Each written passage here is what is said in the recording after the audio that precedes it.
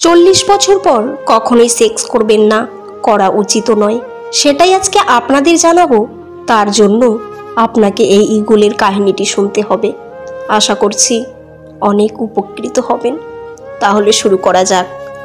পাখিদের ভেতর ঈগল পাখির জীবনযাত্রাটা একটু ভিন্ন অন্য পাখিদের তুলনায়। প্রতিটি ঈগল পাখি গড়ে প্রায় 70 বছর করে বাঁচে, কিন্তু ঈগল পাখির বয়স যখন 40-এ আসে তখন জীবনটা একটু কষ্টের সময় হয়ে দাঁড়ায়। 40 বছরে এসে অনেক ঈগল পাখি মারা যায় জীবন সংগ্রামে হেরে, কিন্তু ঈগল থাকে খারাপ ওই সময়টাকে কাটিয়ে উঠতে পারে। 40 বছরে যখন একটা ঈগল পাখি পৌঁছায় তখন ঈগল পাখি ঠিকমতো শিকার করতে পারে না, কারণ ওই সময়টাতে ঈগলের ঠোঁটটা অনেক ভারী হয়ে যায়, মোটা আর ভোঁতা হয়ে যায়। পাখাগুলো ভারী ও পালক পুরাতন হয়ে যায়।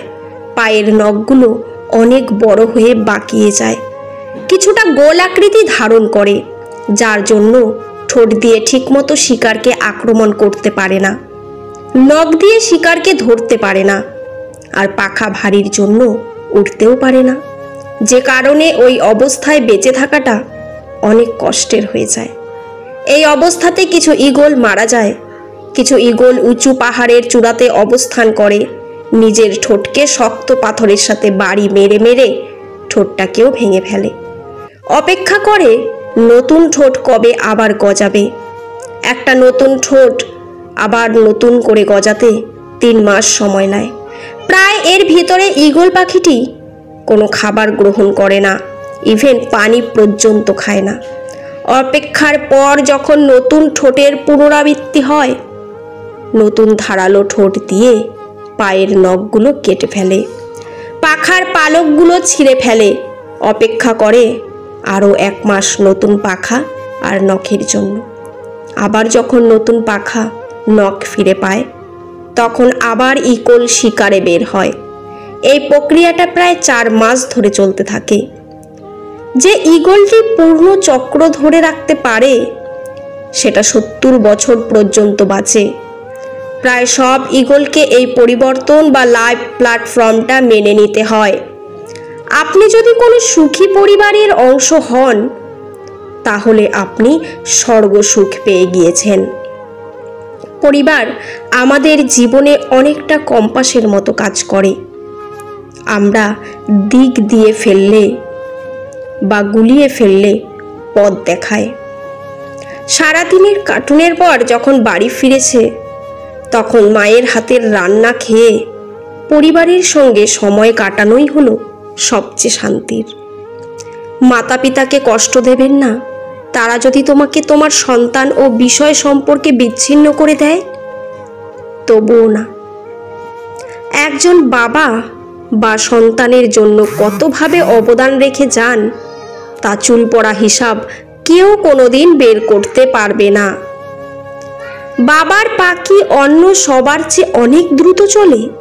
নইলে এতটা পথ এত অল্প সময়ে কি করে এত শক্ত করে সব কিছু আগলে রাখেন বাবা?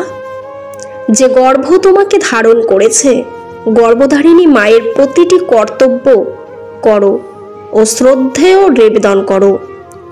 কোনো একটা বিষয়ে মায়েদেরকে 2 বার ভাবতে হয়, একবার তার সন্তানের জন্য আর আরেকবার নিজের জন্য। যারা মুখে ভালোবাসি বলতে পারে তারাও ভালোবাসে, যারা মনে মনে ভালোবাসি বলে তারা খুব বেশি ভালোবাসে, কেননা মুখের চেয়ে মন 100 গুণে বেশি কথা বলে।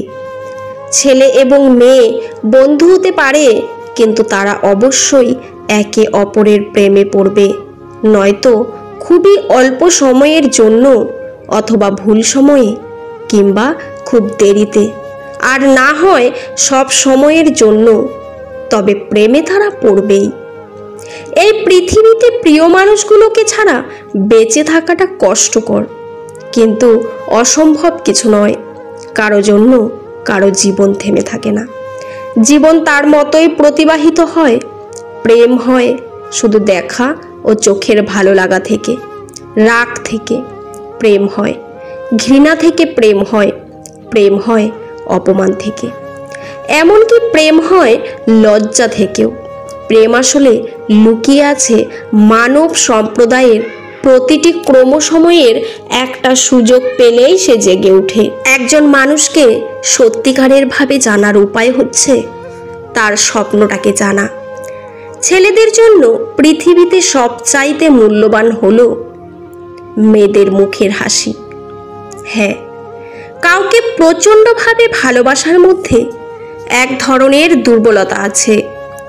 নিজেকে তখন তুচ্ছ এবং সামান্য মনে হয়। এই ব্যাপারটা নিজেকে ছোট করে দেয়। এই পৃথিবীতে প্রায় সবাই তার থেকে বিপরীত স্বভাবের মানুষের সাথে প্রেমে পড়ে যায়। ভালোবাসা কারো জন্য দীর্ঘ প্রক্রিয়া, আবার কারো জন্য স্বল্প, কিন্তু কষ্ট দুটোতেই সমান। বাস্তবতা এতই কঠিন যে কখনো কখনো বুকের ভেতর গড়ে তোলা বিন্দু বিন্দু ভালোবাসা অসহায় হয়ে পড়ে। পৃথিবীতে অনেক ধরনের অত্যাচার আছে, ভালোবাসার অত্যাচার হচ্ছে সবচেয়ে ভয়ানক অত্যাচার। এই অত্যাচার নিয়ে অত্যাচারের বিরুদ্ধে কখনো কিছু বলা যায় না, শুধু সহ্য করে নিতে হয়।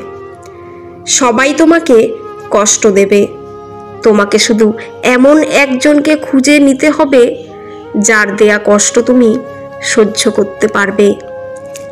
আনন্দকে ভাগ করলে দুটি জিনিস পাওয়া যায়, একটি হচ্ছে জ্ঞান এবং অপরটি হচ্ছে প্রেম।